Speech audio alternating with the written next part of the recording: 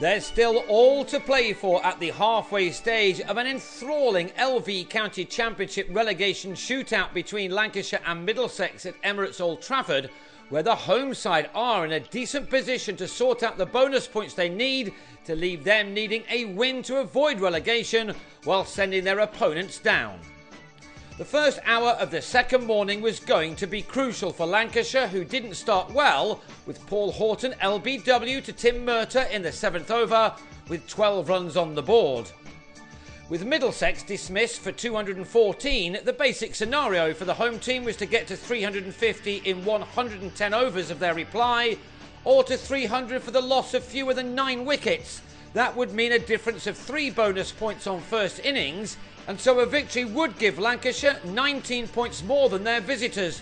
That would see both end up on the same number of points with the same number of wins and losses, with Lancashire staying up because they would have ended up with 1 more point than Middlesex in the 2 games between the 2 teams this year. First, Lancashire had to get to at least 300, and Ashwell Prince and Lewis Rees, in spite of several playing and missing in the morning, took the total to 98 shortly after lunch, a score which would have had Middlesex feeling a little edgy. This moment then was a big one for them, as Rees on 45 edged Toby Roland-Jones to Derby Milan, who would have been mightily relieved to hold on. Roland-Jones then also saw the back of Prince for 48 before James Harris found a little bit of wobble to bowl Carl Brown for 13. In 8 overs, Lancashire had lost 3 wickets for 20 runs, and it was now the visiting team who would have felt confident. After all, any total of fewer than 350 for their hosts if bowled out in 110 overs would have meant First Division cricket for Middlesex next year, whatever the result. The partnership between Stephen Croft and Jos Buttler now became one of the most important for Lancashire for some while. They added 42, only for Buttler to be LBW to Ravi Patel for 23, to a delivery that straightened. The pitch was already taking some turn, which is why Chris Rogers took the risk of batting first.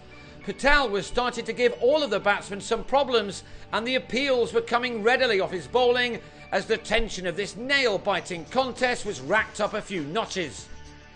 Croft worked really hard for his runs, battling for every one of them, as he and Luke Proctor, having an excellent game with both bat and ball, took their side into the lead with only half of their batsmen back in the pavilion. The 61 runs added by these two in 26 overs was so valuable for Lancashire, who were now getting on top.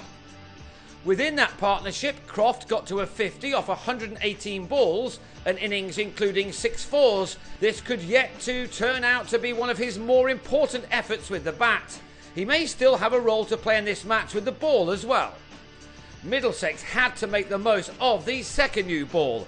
Roland-Jones, excellent throughout much of the day, had Croft strangled down the leg side on 60, although the batsman could hardly believe the decision and took an age to walk off. It was left to Glenn Chappell to stick it out with Proctor for the remaining 40 minutes of another thrilling day.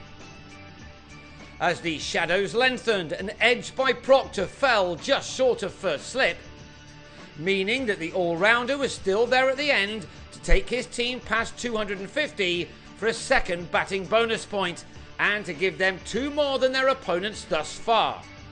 There are now just 14 more overs for bonus points to be scored, and if Lancashire can now get from 259 for 6 to 300 without losing 3 more wickets in that time, then they will have done enough to stay up if they go on to win this game, one which is still on a knife edge. Proctor will go again on 37 and Chappell on 21, and how they bat in the first hour of day 3 will mean a lot. They begin it 45 runs ahead.